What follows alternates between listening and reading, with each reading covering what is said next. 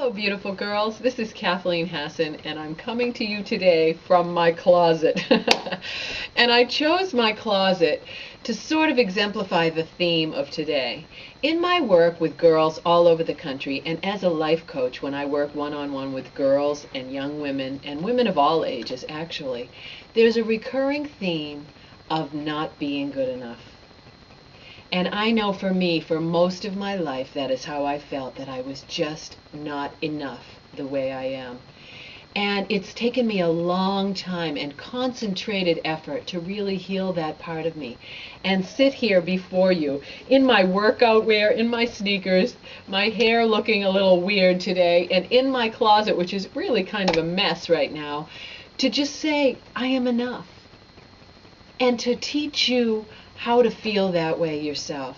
You know, studies have been done that show that teen girls, 85% of teen girls, when they peruse a magazine and see the latest celebrities and the latest fashions and the greatest styles and the cute little bodies, 85% of girls feel worse about themselves after they look through a magazine. And guess what? The exact same thing is true for grown women. Women over 40. All they need to do is go through a magazine and suddenly they feel less than. Well, Jamie Lee Curtis in More magazine once posed in a magazine, in More magazine, in her underwear. No airbrushing, no makeup. She did not want to be part of the culture that makes women feel bad about themselves, and she did not want to be that kind of role model. Excuse me.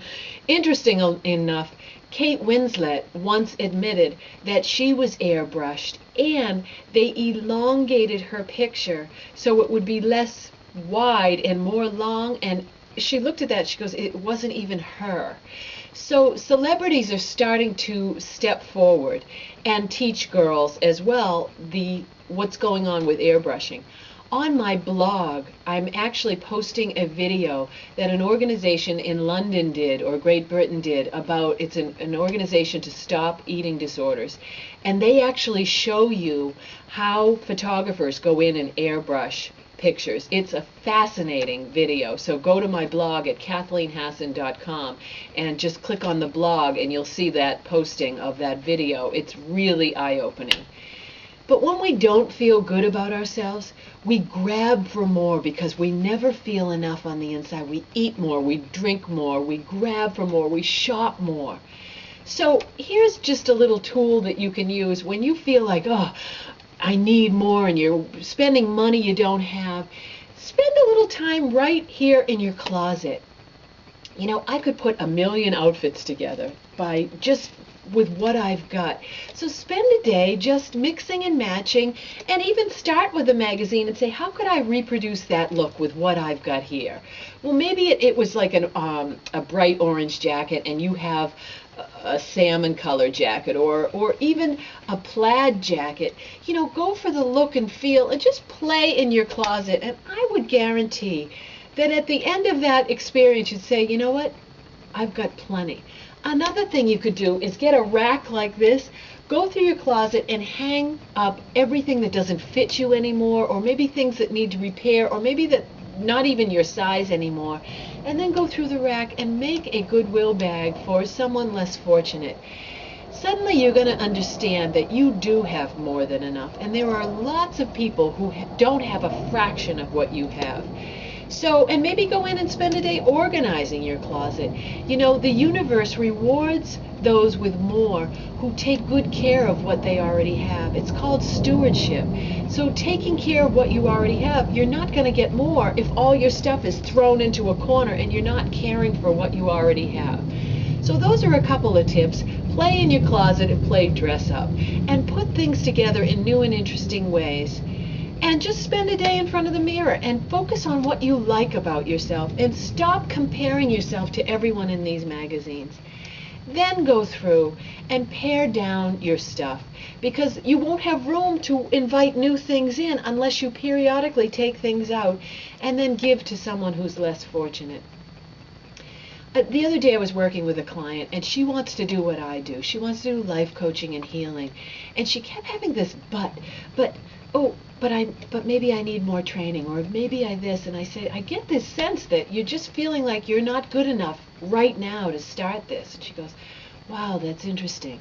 And we did this exercise where I had her close her eyes.